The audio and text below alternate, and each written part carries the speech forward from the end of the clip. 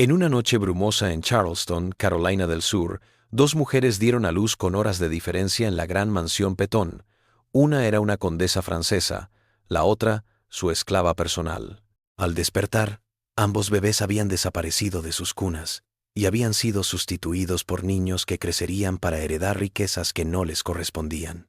Lo que siguió fue un elaborado engaño de 34 años, que involucró documentos falsificados, asesinatos selectivos y una conspiración tan compleja que cuando finalmente se desenredó en 1865, no solo destruyó a una de las familias más ricas de Estados Unidos, sino que reveló una red de planes similares en todo el antiguo sur de antes de la guerra.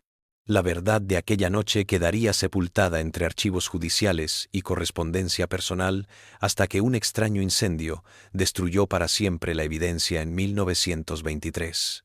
Lo más aterrador de esta historia es cómo una decisión desesperada de una noche se extendería a través de décadas, influyendo en las vidas de políticos, jueces y la alta sociedad de formas que nunca podrían haber imaginado. Charleston en 1831 era la perla de la sociedad sureña. Sus calles adoquinadas estaban bordeadas de palacios que albergaban a la aristocracia del algodón de América. La mansión Petón abarcaba una manzana entera en East Bay Street. Su fachada georgiana de 3 pisos dominaba el puerto donde llegaban cada día barcos, mercantes, con sus bodegas llenas de lujos europeos para los salones de los ricos. El musgo español colgaba de los robles que sombreaban la propiedad, dándole un aire del viejo mundo que se ajustaba a sus residentes. El propietario de este dominio era el coronel Harrison Petón, un hacendado de tercera generación. Su familia había hecho una fortuna con arroz y algodón. A sus 52 años, era una figura respetada en la sociedad de Charleston, sentada en el consejo de la ciudad y dando lujosas cenas para los dignatarios que visitaban. Sus manos, resecas por el trabajo, eran las de un hombre que todavía cabalgaba por sus posesiones, inspeccionando los campos que cubrían 3.000 acres de las mejores tierras bajas de Carolina. Pero fue su joven esposa francesa la que realmente enamoró a la sociedad de Charleston. La condesa Margot de Villefort había llegado a América 3 años atrás, escapando de las agitaciones políticas que habían estallado tras la Revolución de Julio en Francia. A sus 28 años, tenía la belleza refinada que la nobleza europea parecía producir de manera natural. Piel de porcelana, ojos ámbar que parecían guardar secretos, y un porte que hacía que otras esposas de plantadores parecieran pueblerinas en comparación. Hablaba 4 idiomas, tocaba el piano tan bien que incluso las mejores matronas de Charleston se callaban cuando tocaba. La condesa había traído consigo tanto cofres llenos de vestidos parisinos y joyas familiares como a Celeste, una joven mulata que le servía de doncella. Celeste era extraña entre los esclavos domésticos. Sabía leer y escribir en francés e inglés, que la condesa le había enseñado en sus viajes atlánticos. A sus 25 años, Celeste era una inteligencia que disimulaba tras un silencio complaciente. Su piel blanca y sus delicados rasgos a menudo llevaban a los visitantes a tomarla por una mujer de color libre, error que la condesa nunca se molestó en aclarar. La rutina en casa se volvió más complicada a medida que avanzaban los meses. El coronel Petón, aunque públicamente adoraba a su bella esposa, había adquirido lo que otros hacendados llamaban discretamente hábitos de plantación. Sus incursiones nocturnas en los aposentos de los esclavos se comentaban en voz baja en los salones de Charleston, pero nunca se hablaban abiertamente. Las normas no escritas de la sociedad sureña requerían que estas transgresiones se mantuvieran en secreto, aunque inevitablemente resultaban hijos mestizos que trabajaban junto a sus medio hermanos de piel más oscura. A Celeste la había notado el coronel nada más llegar. Su formación y belleza la diferenciaban del resto de esclavos domésticos, y Petón la llamó a su gabinete por las noches para que le ayudara con una correspondencia que debía ser traducida al francés. Estas reuniones continuaron hasta altas horas de la noche, y para el otoño de 1830, los esclavos domésticos comentaban con picardía sobre la nueva obsesión del coronel. Mientras tanto, la condesa se había hecho amiga de un compañero exiliado francés, el médico Jean-Baptiste Rousseau, que ejercía entre la alta sociedad de Charleston. Rousseau era un tipo apuesto, de unos 30 y tantos años, con los ojos oscuros e intensos de un revolucionario intelectual. Había escapado de Francia tras escribir panfletos en favor de la abolición de la esclavitud. ideas que mantenía en secreto en Charleston mientras desarrollaba su práctica atendiendo a las familias ricas de la ciudad. El médico acudía cada vez con mayor frecuencia a la mansión Petón a lo largo de 1830 para atender a la condesa, por lo que diplomáticamente llamaba afecciones nerviosas, comunes entre las damas europeas aclimatadas al sur. Sus interrogatorios podían extenderse por horas, siempre en un francés tan veloz que el personal doméstico no lograba comprender. La condesa regresaba de estas sesiones con las mejillas encendidas y los ojos brillantes. Su tristeza había sido ahuyentada por el momento. Para el invierno de 1830, las dos mujeres estaban embarazadas. La condesa proclamó su condición, atribuyéndola al aire de Carolina y a los cuidados de su esposo. El coronel Petón públicamente se mostró complacido ante la idea de un heredero, pero en secreto estaba más preocupado por los negocios y pasaba más tiempo fuera de la mansión, atendiendo asuntos de la plantación. El embarazo de Celeste se llevó con mayor reserva. Tales incidentes eran lo suficientemente frecuentes en los hogares de las plantaciones como para que apenas provocaran un comentario, y la condesa informó a su esposo con pragmatismo de que su ayudante personal no podría realizar trabajos pesados durante meses. Ella hizo que Celeste se mudara a una pequeña cabaña en los jardines de la mansión para que pudiera ser mejor atendida durante su encierro. Cuando llegó la primavera, ambos embarazos avanzaron sin problemas. Pero la condesa se puso más inquieta de lo que su esposo había notado. Se ponía a caminar sola por el jardín, parándose a hablar en voz baja con Celeste cuando la veía cerca de la cabaña. El personal doméstico, acostumbrado a observar cada cambio de humor de sus patrones, percibió una tensión latente que parecía intensificarse a medida que se acercaban las fechas de parto. La verdad detrás de la tensión no saldría a la luz por otros 34 años, pero sus semillas se habían plantado en dos peligrosos secretos. El hijo de la condesa no era de su esposo, y el embarazo de Celeste había sido producto de las visitas nocturnas del coronel. Ambas mujeres comprendieron lo que significaría que esto se revelara. La condesa sería desterrada en desgracia, y Celeste sería vendida lejos de su hijo, algo que ya había visto suceder con otras esclavas que habían llamado la atención de su amo. La tormenta que se abalanzó sobre Charleston la noche del 15 de marzo de 1831 parecía reflejar la tempestad que se agitaba en el interior de la mansión Petón. La lluvia latigueaba contra las vidrieras, y el viento bramaba entre los robles, cuyas ramas gigantescas gemían bajo el ataque. Los relámpagos iluminaban el puerto en ráfagas brutales, mostrando barcos mercantes arrastrando sus anclas y olas estrellándose contra el muelle. En la mansión, la condesa paseaba por las habitaciones iluminadas con velas, una mano presionada contra su abultado vientre mientras las contracciones se intensificaban. Su labor había comenzado al atardecer. Las primeras nubes se congregaban en el horizonte. Celeste, cuyos dolores de parto habían comenzado apenas horas antes, permanecía en su cabaña, atendida por mamá Ruth, la vieja esclava que hacía de partera en la plantación. El médico ruso llegó casi a medianoche, su maletín apretado en la mano mientras cruzaba la lluvia torrencial.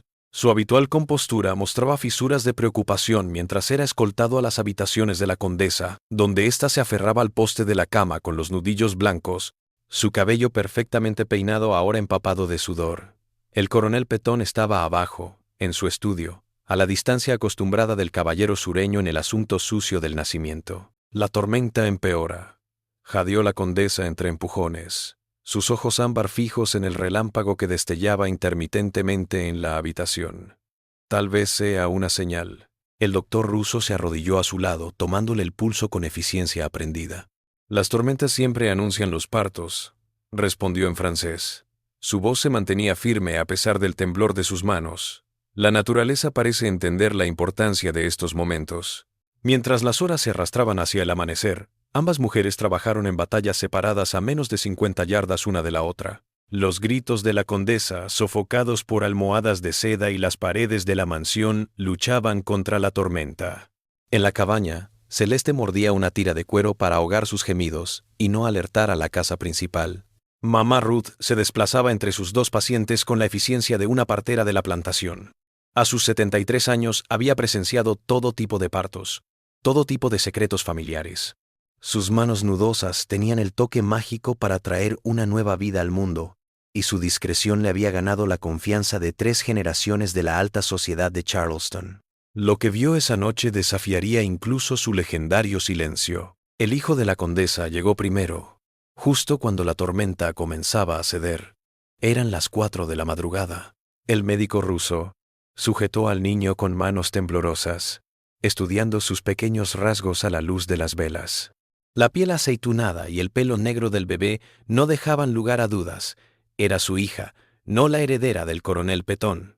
«Elle est belle», murmuró en francés, pero su voz estaba cargada de la conciencia de la tragedia que significaba este nacimiento. Si el coronel viera a esta niña, harían preguntas que destrozarían todas sus vidas. Menos de una hora después, mamá Ruth estaba ayudando a dar a luz al bebé de Celeste en la cabaña, un niño de piel clara y la nariz petón, que había definido a 3 generaciones.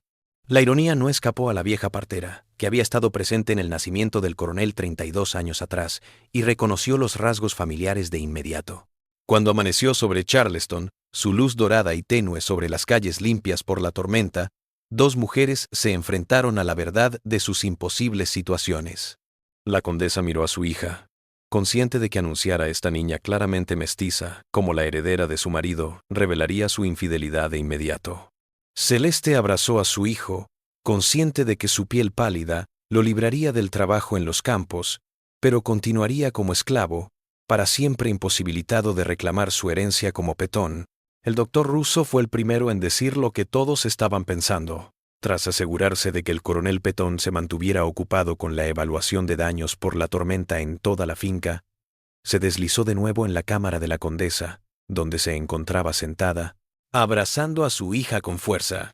«Tenemos que ser realistas», dijo en voz baja, su formación médica entrando en juego para tratar la crisis con desapego clínico. Su esposo está ansioso por ver a su hijo y heredero.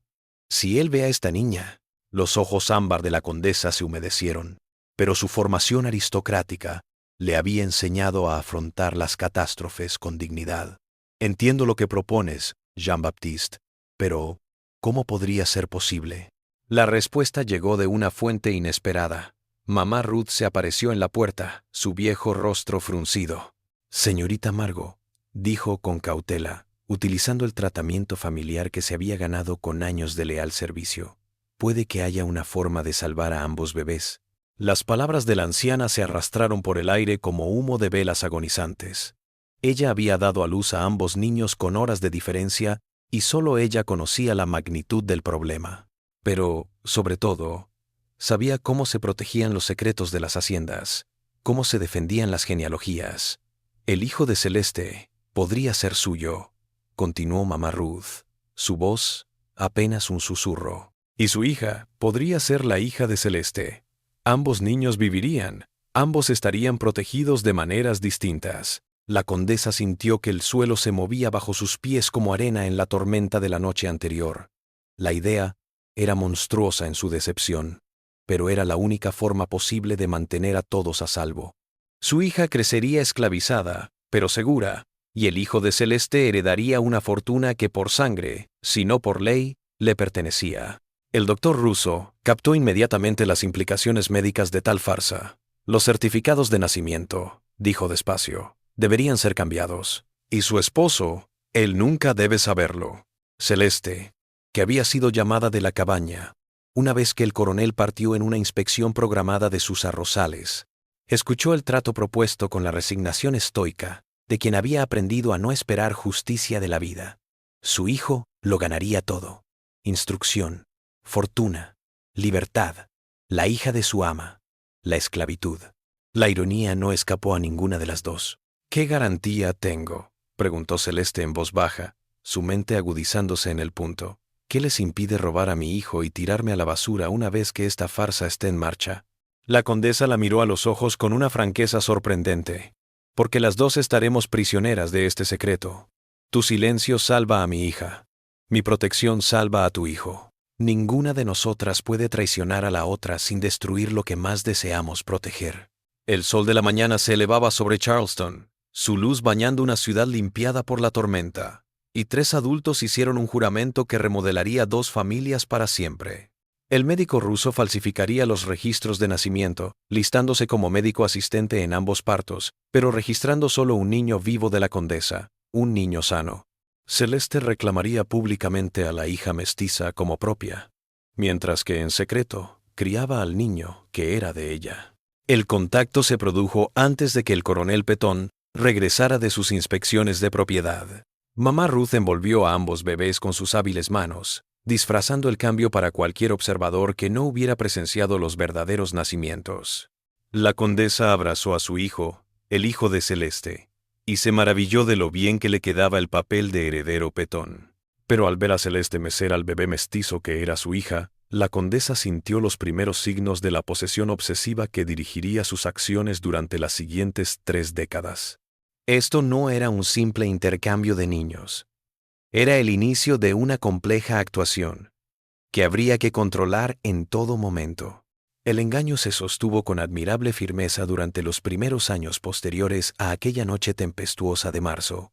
El coronel Petón recibió a su supuesto heredero con orgullo, bautizando al niño como su abuelo, Charles Harrison Petón. El niño creció hasta convertirse en un hermoso niño pequeño, de piel clara y rasgos aristocráticos de plantación. Los invitados a la mansión adoraban al pequeño Charles, quien era idéntico a su padre y que aseguraría un futuro para los Petón. Mientras tanto, la condesa consentía a la hija de Celeste, Marie, quien fue registrada como hija de una esclava doméstica. La condesa se empeñó en que Marie se educara al lado de Charles, explicando que necesitaba una compañera para su hijo y que Marie era excepcionalmente inteligente.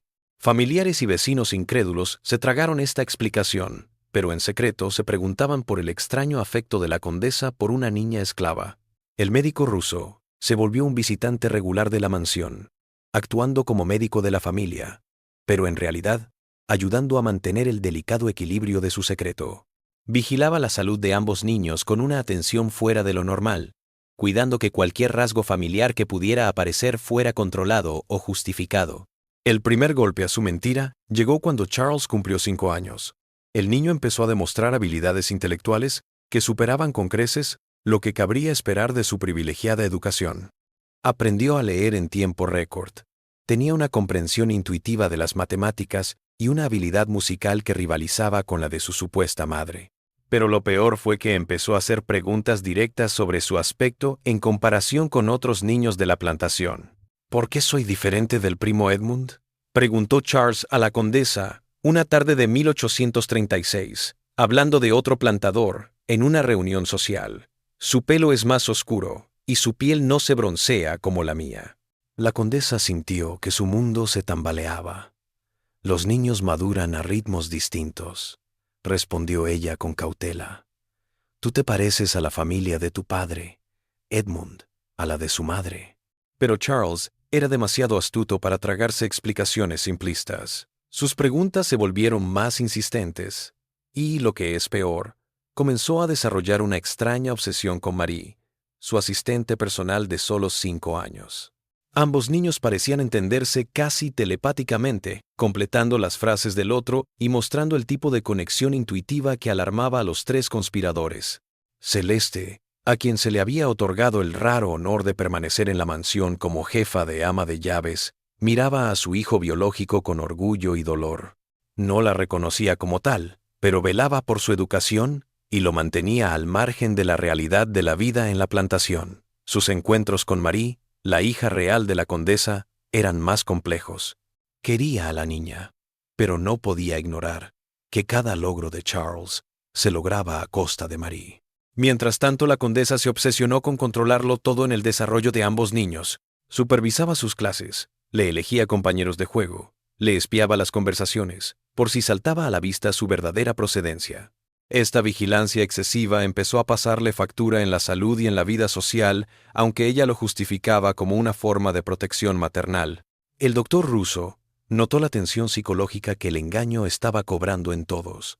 En sus visitas periódicas, notó cómo las manos de la condesa temblaban al ver jugar a Charles, cómo los ojos de Celeste seguían con hambre a su hijo biológico y cómo ambos niños parecían conscientes de que sus vidas se cimentaban en algo que no comprendían. Las cosas se complicaron cuando la sociedad de Charleston se percató de los extraños arreglos en casa. Aunque los amos ricos solían consentir a sus esclavos favoritos con ciertos privilegios, el trato de la condesa hacia Marie sorprendió a las familias más conservadoras. Ella obligó a María a asistir a las mismas clases de tutoría que Charles, a vestir ropa demasiado elegante para una esclava y a cenar en la mesa familiar cuando no había invitados. Esa francesa consiente a sus esclavos domésticos más allá de toda razón, murmuró la señora Cornelius Whitlock en un té de damas en 1837. Anoten mis palabras. Esa indulgencia no lleva a nada bueno. Los esclavos que olvidan su lugar se vuelven peligrosos. Estos rumores llegaron a oídos del coronel Petton, quien por primera vez desde su boda dudó de la forma en que su esposa llevaba la casa. La batalla que siguió casi rompió su fachada controlada. Margot, he oído cosas preocupantes sobre cómo tratas a los esclavos, comentó el coronel una noche mientras estaban sentados en su estudio. Sobre todo por esa mulata que tanto quieres. La condesa sintió que se le helaba la sangre, pero su formación aristocrática la ayudó. Marie es muy inteligente, respondió ella suavemente. Creí que sería bueno para Charles tener una compañera inteligente que pudiera ayudarlo con sus estudios y que tuviera una compañera adecuada cuando los otros niños no estuvieran disponibles. Los esclavos letrados se convierten en rebeldes, respondió Petton con firmeza. Y ya corren rumores entre nuestros vecinos sobre tus extraños apegos. Es un mal reflejo de nuestra familia. La amenaza en sus palabras era inconfundible.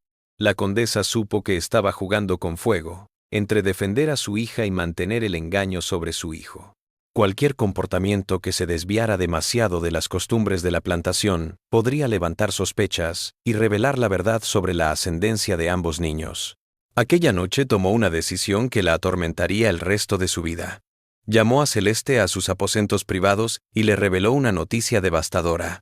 «Hay que vender a Marie», repitió en voz baja, con la voz firme a pesar de las lágrimas que resbalaban por su rostro. «Mi esposo sospecha, y si atraemos más atención a su presencia aquí, todo podría derrumbarse».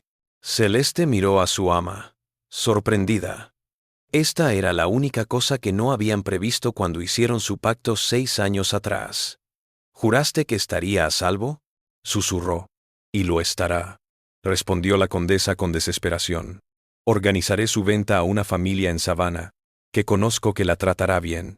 Estará bien educada, bien cuidada, a salvo del descubrimiento». La ironía era sofocante. Para encubrir el fraude que otorgaba a Charles su fortuna, la condesa debió vender a su propia hija como esclava en una ciudad lejana. Celeste entendió la horrible lógica, aunque su corazón se rompía por la niña que había criado durante 6 años. Pero la ida de Marie dejó un vacío. Ahora, a los 6 años, Charles reaccionó a la muerte de su compañera más cercana con un dolor inconsolable. Se negó a comer. Apenas hablaba. Ya no mostraba interés por los estudios ni por los juegos. Y lo que fue peor, empezó a preguntar cada vez con más insistencia dónde había ido Marie y por qué no podía volver. «Era mi hermana», dijo con la certeza inquebrantable de la infancia, una afirmación que envió escalofríos por las espaldas de todos los presentes. «No mi esclava, mi hermana. Y a las hermanas no se venden».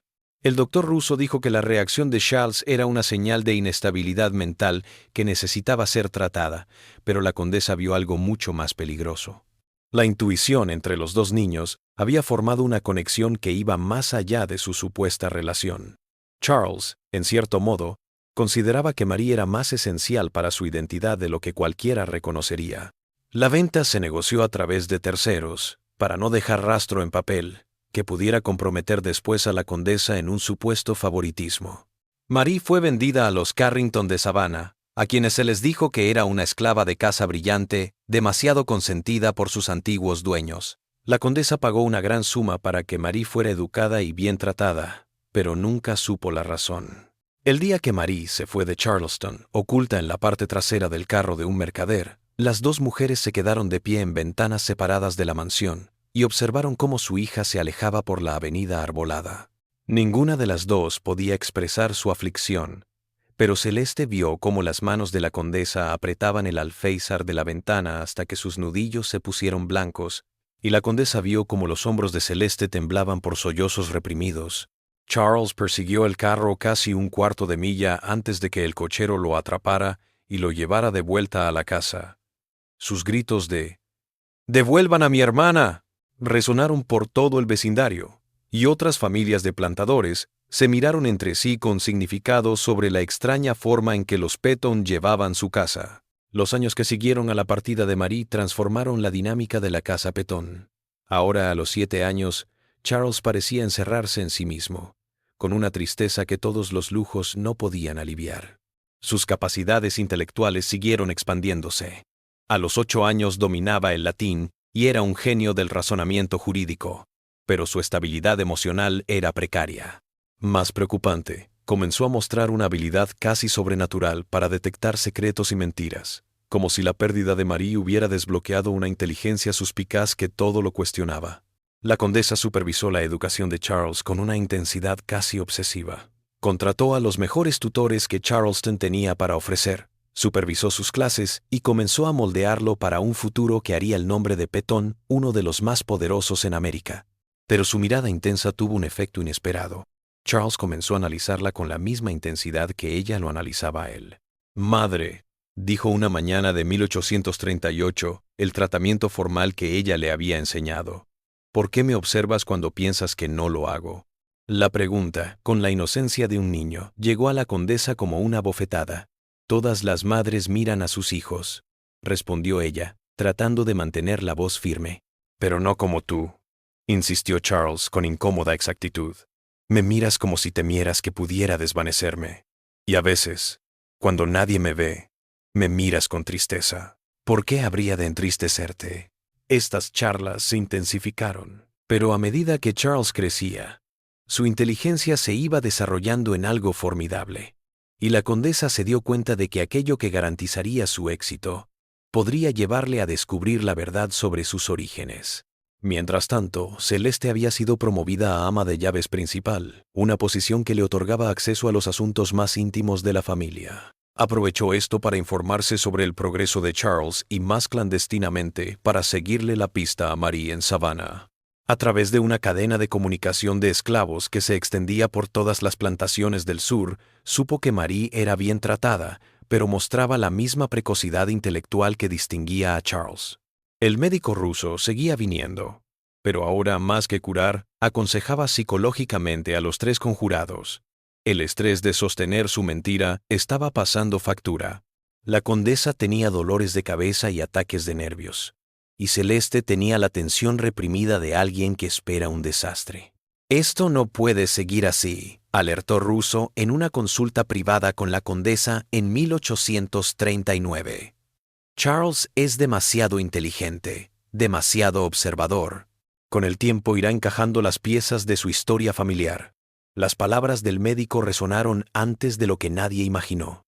El verano de 1840, cuando Charles tenía 9 años, descubrió algo que amenazó con destruir todo lo que habían creado. Mientras recorría la biblioteca de la mansión, Charles descubrió una serie de documentos personales de su madre que habían sido dejados al descubierto y sin llave. Entre ellas se encontraba una carta que el doctor Russo había dirigido a la condesa tras el parto de los niños, en la que trataba sobre la delicada naturaleza del arreglo y la necesidad de una vigilancia constante en el intercambio. Charles no entendió por completo el contenido de la carta, pero su inteligencia precoz entendió que se trataba de algún tipo de gran engaño relacionado con su nacimiento. Pero lo más importante, la carta nombraba a Marie, llamándola la otra niña en nuestro trato. Aquella noche, en la cena, Charles miró a sus supuestos padres y dijo: «¿Qué trueque hablaban en la carta que intercambiaron usted y el doctor Russo sobre Marie y yo?» El silencio que se produjo a continuación pareció alargarse durante horas. El coronel Petton, ajeno a la carta y a su contenido, parecía desconcertado. La condesa sintió que el mundo se ladeaba. Solo Celeste, sirviendo la mesa, captó el desastre absoluto. Y nacer mira con desastre absoluto. «No sé a qué te refieres, querida», consiguió articular la condesa, su formación en compostura aristocrática apenas sosteniendo su voz. Pero Charles había heredado algo más que inteligencia de sus padres biológicos. También había heredado su habilidad para percibir el engaño.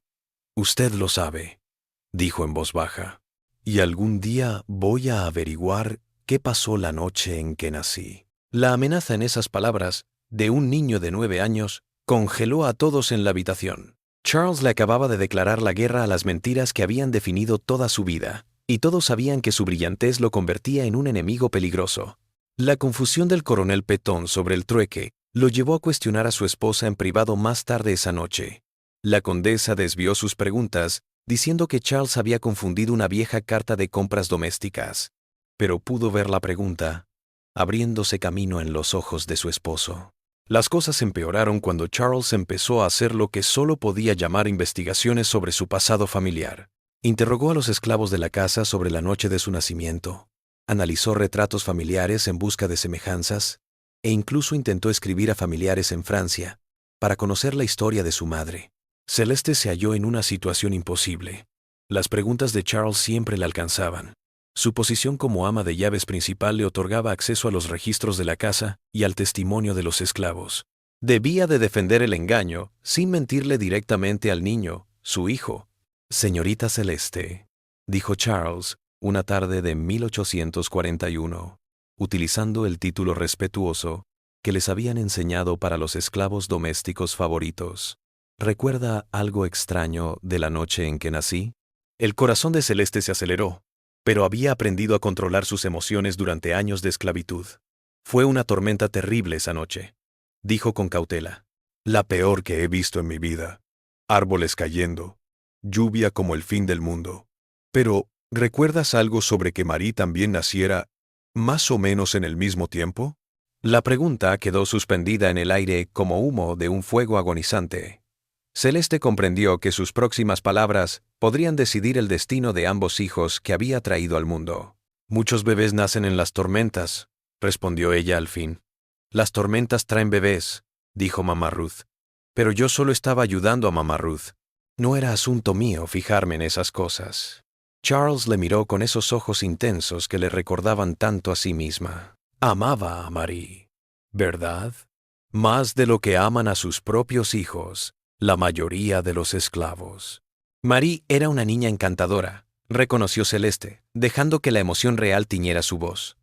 Todo el mundo quería a esa niña. «Todavía sueño con ella a veces», dijo Charles en voz baja.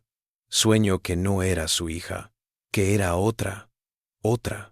La conversación terminó ahí, pero Celeste supo que la mente inconsciente de Charles estaba procesando verdades que su mente consciente aún no había reconocido. El niño estaba literalmente soñando para destapar su mentira, y no había forma de detenerlo.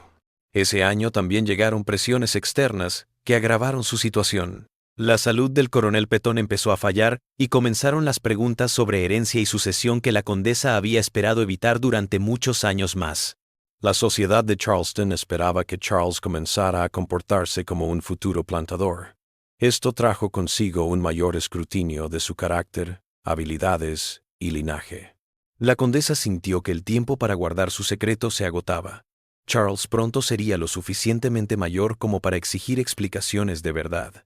La posible muerte del coronel Petón necesitaría papeleo legal que podría revelar inconsistencias, y la tensión de su engaño estaba desestabilizando a todos. Pero la mayor amenaza vino de un lugar inesperado. A fines de 1841, llegó a Charleston la noticia de que Marie, ahora de 10 años, había estado manifestando capacidades intelectuales sorprendentes en Savannah. Los Carrington estaban tan impresionados con ella, que estaban pensando en mandarla al norte a estudiar. Algo casi inaudito para una niña esclava. Si se educaba a Marie, algún día tendría el conocimiento y las relaciones para investigar sus orígenes. Dos niños inteligentes, separados por la distancia, pero unidos por la sangre y el enigma, se adentraban en revelaciones capaces de destrozar el elaborado engaño que había definido sus existencias. La condesa supo que tenía una decisión: que podía continuar guardando el secreto que protegía la reputación de su familia, el legado de Charles, o podía descubrir la verdad antes de que creciera fuera de control. Pero mantener el secreto exigiría medidas mucho más extremas de lo que había imaginado. Para 1842, el delicado equilibrio que había sostenido el fraude de los Petón durante 11 años empezó a resquebrajarse peligrosamente. Ahora, a los 11 años, Charles era un niño impresionante. Sus habilidades intelectuales, acompañadas de una creciente determinación por descubrir la verdad sobre sus orígenes, Sus preguntas habían pasado de la simple curiosidad infantil a investigaciones metódicas que revelaban una mente para el derecho y la evidencia. El punto de quiebre se produjo cuando Charles descubrió que el doctor Russo llevaba 2 historiales clínicos, uno oficial para la consulta y otro privado donde anotaba los secretos más delicados de sus pacientes. Charles había notado al médico tomar notas en este diario personal cuando venía a la mansión y había deducido dónde se encontraba en el estudio del médico. Una tarde de otoño, mientras acompañaba a su supuesta madre en una visita social para hablar sobre la futura educación de Charles, el niño se escapó de los adultos y anotó metódicamente el estudio del doctor Russo. Lo que descubrió superó sus sospechas más oscuras sobre los secretos familiares. El diario personal hacía mención directa del cambio de bebés, descripciones médicas del desarrollo de ambos niños, y lo más incriminatorio, registros de pagos masivos de la condesa para guardar silencio sobre el pacto. Las notas revelaban una conspiración que abarcaba niños intercambiados, registros falsificados y un engaño que se había mantenido durante más de una década. Pero lo que descubrió a continuación heló la sangre de Charles más que la confirmación de sus sospechas. Entradas recientes que mostraban que el doctor Russo se estaba desmoronando bajo el peso del secreto. El médico bebía, y las anotaciones de su diario revelaban paranoia y culpa que indicaban que se estaba acercando a un colapso mental total. El muchacho lo adivina todo, anotó en agosto de 1842. Sus preguntas son más agudas cada mes, y sospecho que ha heredado una inteligencia que un día nos descubrirá a todos. La condesa se desboca en juramentos de venganza que me hielan la sangre. ¿Cuánto tiempo más podemos seguir con esta farsa antes de que nos mate a todos?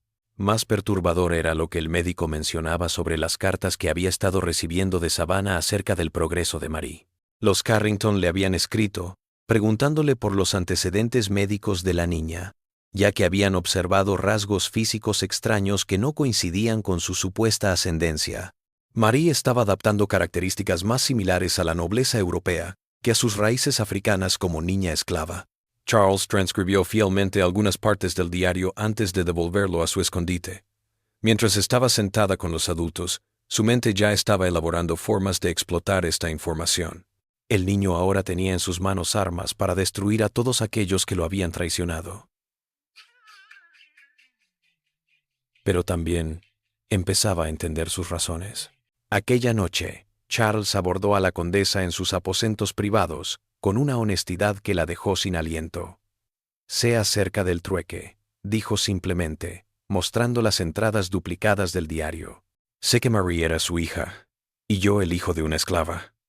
Lo que no entiendo es por qué ha mantenido el engaño tanto tiempo». La condesa miró los papeles en sus manos, los muros de su mundo cuidadosamente erigido desmoronándose a su alrededor. Pero su educación aristocrática le ayudó incluso en esta situación. «Si supieras lo que hay en esos documentos», respondió ella en voz baja, «entonces también sabes lo que revelar esa información haría a los dos». Charles se lo pensó con la inteligencia calculadora que lo había hecho un adversario tan temible. «Sería deshonrada, sería desterrada», dijo despacio. «Yo perdería todo: herencia, estudios, estatus, libertad. Ambos estamos atrapados en este secreto». «Exactamente», asintió la condesa. «Por eso nunca debe ser revelado». Pero Charles ya había ido más allá de la simple familiaridad con los números para aventurarse en ecuaciones más complejas de poder y apalancamiento. «Hay alguien más que conoce este secreto», dijo. «Mi madre de verdad, la esclava que me vio crecer sin saber que éramos familia». La condesa sintió que el hielo se apoderaba de sus venas. Las preguntas de Charles se habían convertido en exigencias, y sus exigencias insinuaban que tenía en mente algo mucho más arriesgado que una simple revelación. «Celeste ha sido bien tratada», dijo la condesa a la defensiva. «Ella es una autoridad en esta casa como pocos esclavos llegan a ser». «Pero sigue siendo una esclava», respondió Charles con incómoda exactitud. «Y estoy viviendo la vida que debería haber sido de Marie. Estos hechos generan ciertas obligaciones morales». La amenaza entre sus palabras era inconfundible. Charles no estaba simplemente exigiendo el reconocimiento de la verdad. Se estaba preparando para renegociar todo el trato en sus propios términos morales. En las semanas que siguieron, Charles puso en marcha una campaña digna de un estratega de más de 11 años. Empezó a rondar a Celeste, hablándole en momentos donde la condesa no podía escucharlos. «Sé que es mi madre», le dijo una mañana mientras ella supervisaba la limpieza de su habitación. «Y sé que en Savannah mi hermana Marie está esclavizada mientras yo vivo con los privilegios que son de ella». Celeste se había estado preparando para esto durante años, pero escucharlo en voz alta todavía la dejó aturdida en silencio. Observó al niño, su sangre, pero nunca su hijo reconocido, todo a punto de transformarse. «Lo que conoces y lo que puedes demostrar son dos cosas distintas», respondió finalmente, con el lenguaje medido de quien había sobrevivido a la esclavitud por medio de las palabras. «Puedo probarlo todo», dijo Charles en voz baja. «Los diarios del doctor Russo lo documentan todo, el engaño. Pero no quiero destrucción, quiero justicia». Su idea era tan genial como aterradora en sus consecuencias. Charles deseaba ir pasando poco a poco partes de su herencia tanto a Celeste como a Marie. Redactó un complicado acuerdo legal que beneficiaría a su familia biológica sin reconocerla públicamente. Ya había empezado a leer sobre derecho sucesorio y había reconocido algunas formas de hacerlo posible. Pero su plan dependía de la participación de los 3 conspiradores, y Charles dejó claro que revelaría todo si se negaban a participar. El niño había asumido el control de la situación mediante la fuerza intelectual y el chantaje moral. La condesa se enfrentó a un rival que tenía todas sus propias habilidades estratégicas, pero con la claridad despiadada de la juventud. Charles le estaba dando una elección entre ruina lenta y ruina social, y ambos sabían cuál elegiría. La respuesta del doctor Russo a las exigencias de Charles dio la primera señal de cuán peligrosa se había vuelto su situación. Cuando la condesa le reveló el hallazgo y lo que el niño exigía, la ya delicada salud mental del médico se derrumbó.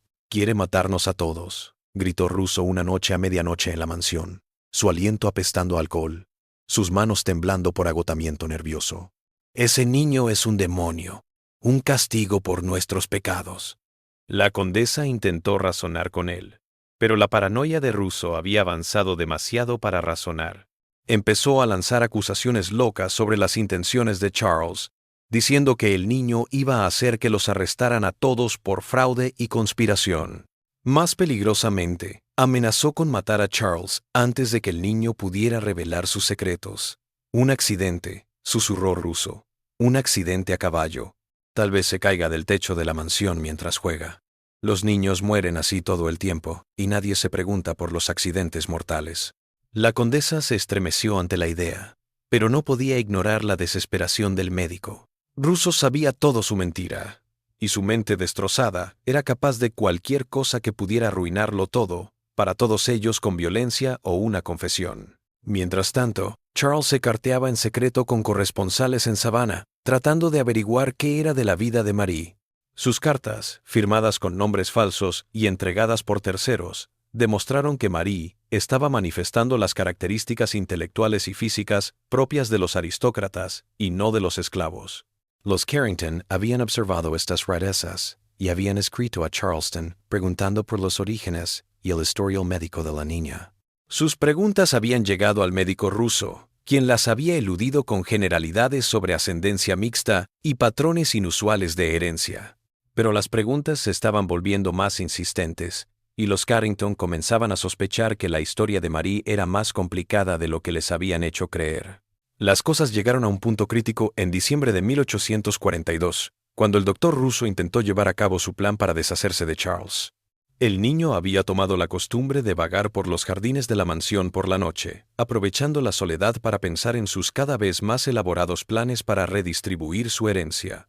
Russo aguardó en el jardín a oscuras, con una pistola cargada, dispuesto a disfrazar la muerte de Charles como un intento de robo por esclavos fugitivos. Pero los talentos de Charles abarcaban una conciencia casi sobrenatural de la amenaza y el engaño. Sintió al médico antes de que Russo pudiera ponerse en una posición de disparo limpia. La batalla que siguió mostró la magnitud de cómo su mentira inicial había corrompido a todos. Charles se encaró con el médico con la serenidad de quien se espera algo, y se ha preparado para ello. Dr. Russo, dijo en voz baja, sin hacer caso al arma apuntada a su pecho. Supuse que tarde o temprano lo entendería. Sus entradas de diario se han vuelto más desesperadas, y la desesperación lleva a la imprudencia. Las manos de Russo temblaron al levantar la pistola. Debiste haberlo dejado en paz, chico. Algunos secretos son demasiado peligrosos para ser descubiertos. Pero matarme no protegerá su secreto, dijo Charles con lógica aplastante. Ya he registrado todo lo que he aprendido, y he ocultado esos registros en un lugar donde serán encontrados si algo me sucede. Mi muerte revelaría todo lo que usted trataba de ocultar. El farol funcionó porque sonaba tan razonable para Charles. Russo bajó el arma, dándose cuenta de que había sido superado por un niño de 11 años que pensaba 3 pasos por delante de todos los adultos de la habitación. Pero Charles no había terminado de mostrar quién estaba al mando. Usted se ha vuelto una carga para todos nosotros en el trato, continuó. Su bebida, su paranoia, sus arrebatos violentos amenazan con revelar secretos que otros aún desean mantener ocultos. Tal vez sea hora de que traslade su práctica a otra ciudad. La propuesta tenía la fuerza de una orden, con castigos devastadores en juego. Charles estaba desterrando al doctor Russo de Charleston, el mismo poder que le había dado control sobre la condesa y Celeste. Russo supo que su causa estaba perdida. En una semana, había vendido su práctica y huido de Charleston a lugares desconocidos, dejando solo una nota diciendo que las responsabilidades familiares lo obligaban a irse inmediatamente. Su muerte se llevó la parte más impredecible de su complot, pero también se llevó la experiencia médica que había mantenido su farsa. Charles vio al médico alejarse con una sonrisa, pero sabía que deshacerse de Russo era solo el primer paso en su plan mayor. El niño había asumido el control, pero el control tenía un precio que desafiaría su resolución y su brújula moral de formas que aún no podía imaginar. La primavera de 1843 trajo noticias que arrastrarían a todos los conspiradores a las últimas consecuencias de su engaño de 11 años. Ahora, con 12 años y conocida como María Carrington en Savannah, había llamado la atención de abolicionistas del norte, que estaban catalogando casos de niños claramente mestizos que permanecían esclavizados a pesar de sus rasgos europeos. Una delegación de la Sociedad Americana contra la Esclavitud había estado en Savannah y se había topado con Marie mientras investigaba prácticas ilegales de comercio de esclavos. Su manera de hablar, su educación y su aristocrático porte los habían convencido de que seguramente había sido secuestrado o esclavizado fraudulentamente. Estaban preparando demandas judiciales que exigirían pruebas detalladas de sus antecedentes y linaje. Charles se enteró de esto a través de su red de cartas clandestina y supo en ese instante que su elaborado engaño estaba a punto de ser expuesto a abogados e investigadores con muchos más recursos de lo que jamás habían visto. Los abolicionistas exigirían actas de nacimiento, certificados médicos y juramento de todos los presentes en el supuesto nacimiento de Marie. Pero Charles había crecido más allá del niño temeroso que había descubierto su secreto. Ahora, a los 12 años, había estado meses puliendo un plan que revelaría su intercambio de identidades. Liberaría a Marie, garantizaría el futuro de Celeste y destruiría la reputación de los Petón, de una manera que saciaría su creciente sed de venganza por el engaño que había definido toda su vida. Su oportunidad llegó cuando el coronel Petón, cuya salud había ido empeorando, sufrió un grave derrame cerebral en mayo de 1843. El estado del coronel lo dejó a medias paralizado y mudo, abriendo un vacío de poder en la casa que Charles estaba más que listo para llenar. La condesa estaba atendiendo tanto las necesidades médicas de su esposo como las crecientes cuestiones legales relacionadas con sus tierras y su herencia. El mundo jurídico de Charleston estaba a la espera de que el joven Charles diera sus primeros pasos como heredero aparente, lo que implicaría presentarse ante jueces y abogados que escrutarían sus credenciales e historial familiar con ojo profesional. Carlos aprovechó la oportunidad para poner en marcha la parte más atrevida de su plan. Se dirigió al juez Samuel Thornbury, un viejo amigo de la familia que estaba llevando el papeleo inicial para la propiedad de Petón, y le exigió una reunión en privado para hablar sobre irregularidades en mi acta de nacimiento. El juez Thornbury, que conocía a los Petón desde hacía años, desestimó las aprehensiones de Charles como nerviosismo de un joven que asumía responsabilidades adultas. Pero Charles hizo su caso con la precisión clínica de un abogado entrenado, mostrando documentos que mostraban claramente un patrón de fraude, conspiración e identidades falsas. «Son cargos graves, muchacho», dijo el juez Thornbury tras examinar los papeles de Charles. «Si resultan ser verdaderas, desheredaría a sus herederos y podría llevar a su familia a prisión». «Comprendo las consecuencias», respondió Charles con la serenidad confiada que se había vuelto su sello. «Pero creo que la justicia exige que la verdad se revele, cueste lo que cueste». El juez miró al niño con renovado interés y alarma. «¿Y qué quieres que haga con esa información?». La respuesta de Charles dejó claro la extensión de su pensamiento estratégico. Quería que el juez Thornbury abriera una investigación oficial sobre las identidades intercambiadas, pero que la investigación se llevara a cabo de manera que causara el mayor daño posible a la reputación de Petón, al tiempo que ofrecía protección legal a Marie y Celeste. Había encontrado formas legales de hacer esto sin arriesgarse a que Marie volviera a la esclavitud o que Celeste fuera acusada de conspiración. «Me está pidiendo que le ayude a destruir a su propia familia», notó el juez Thornbury. «Le ruego que me ayude a enmendar una injusticia de 12 años», corrigió Charles. «Mi mamá biológica merece estar libre. Mi hermana biológica merece su herencia. Estos resultados me importan más que mantener falsedades que a nadie sirven sino a sus autores». El juez Thornbury accedió a investigar en silencio, pero insistió en intentar resolverlo primero en privado, negociando con todas las partes. Esta acción le dio a la condesa una última oportunidad de afectar el resultado de la campaña de Charles en su contra. La confrontación entre la condesa y Charles se desarrolló en la biblioteca de la mansión, rodeada de libros de leyes y retratos familiares que parecían burlarse de las falsedades que representaban. El coronel Petón estaba inconsciente en el piso de arriba, ajeno a que todo el edificio de su familia se derrumbaba bajo sus pies. «Ha ganado», dijo la condesa en voz baja, su aristocrática compostura finalmente rompiéndose bajo meses de tensión. «¿Ahora qué?». Charles se tomó la pregunta con la precisión que lo había hecho un adversario tan temible. «Marie regresa a Charleston como mi hermana reconocida y recibe su parte de la herencia. Celeste es liberada y se vuelve segura en lo económico. Usted tiene que vivir con las decisiones». «¿Y usted?», preguntó la condesa. «¿Qué hará cuando el pueblo de Charleston descubra que su supuesto heredero es el hijo de una esclava?» Era la pregunta que Charles había estado esquivando durante meses de planificación.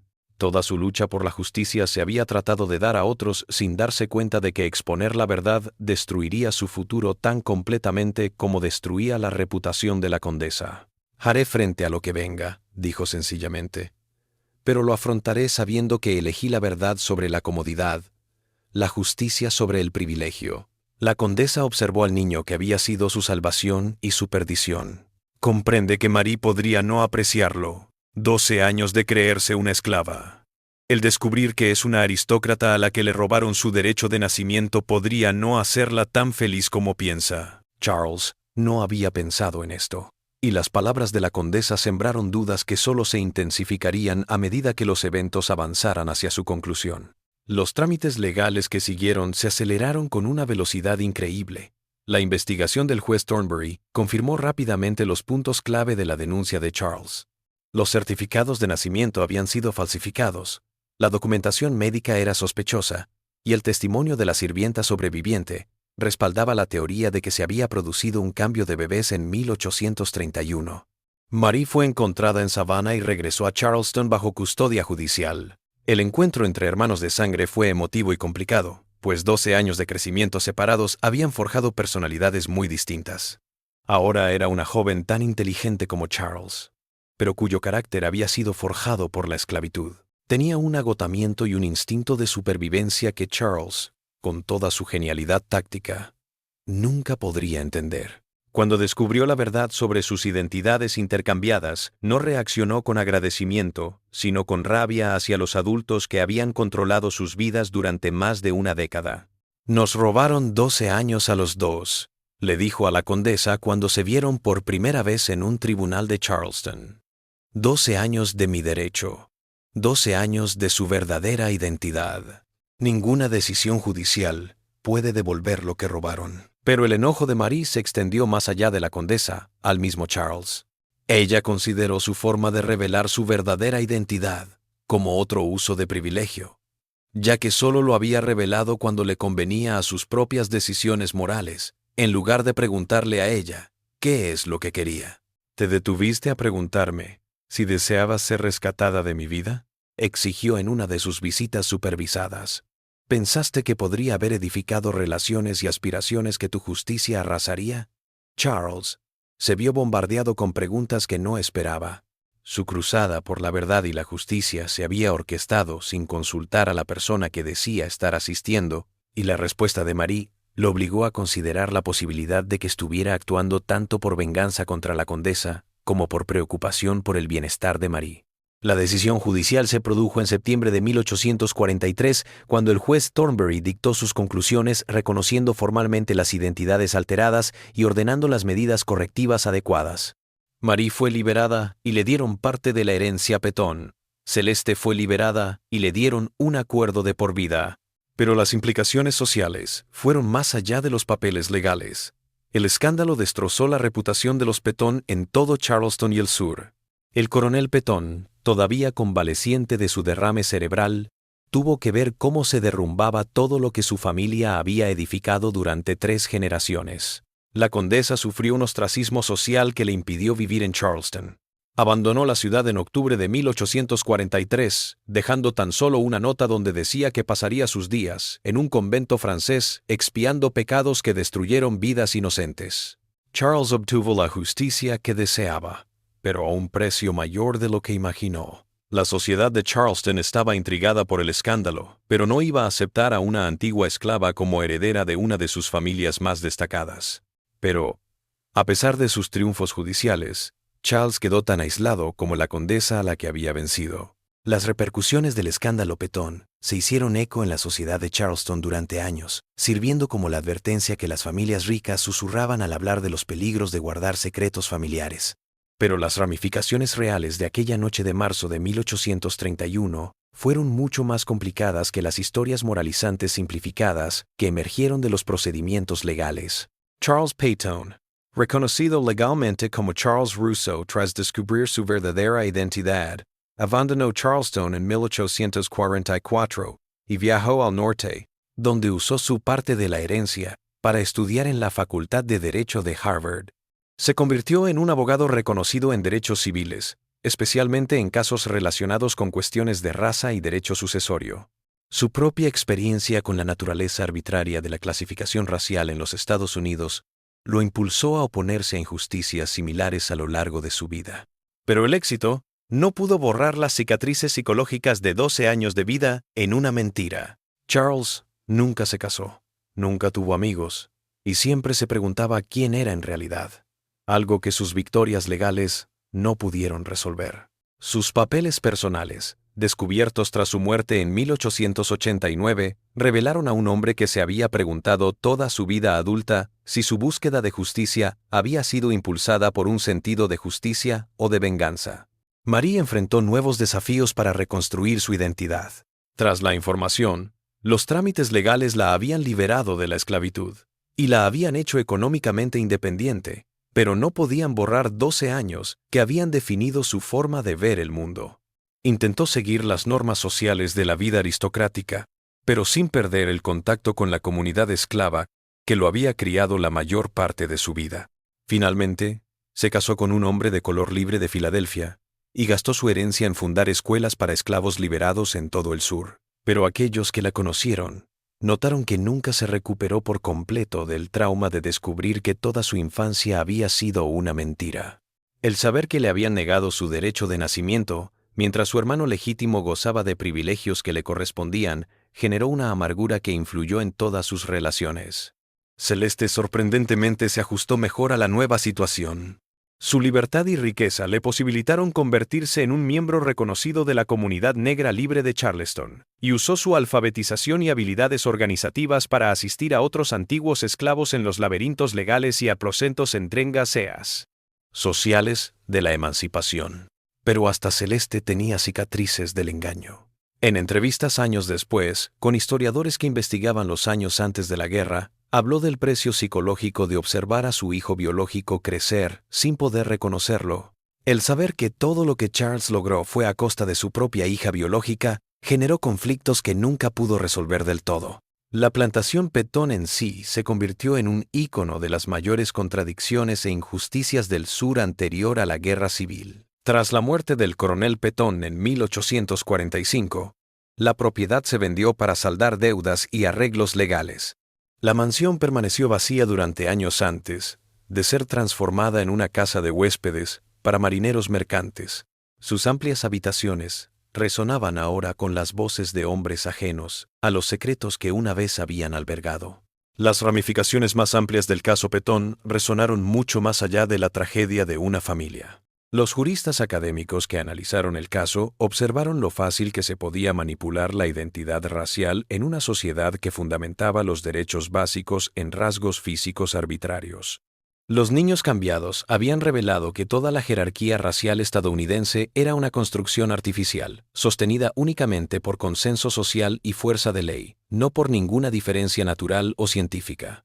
El juez Thornbury, quien había presidido la decisión judicial, escribió sobre el caso en sus años posteriores, usándolo para abogar por mayores cambios en la ley de herencia y la clasificación racial. Se dio cuenta de que el escándalo de Petón había expuesto puntos débiles en las estructuras legales y sociales de Estados Unidos que en última instancia exigirían más que casos judiciales aislados para resolver.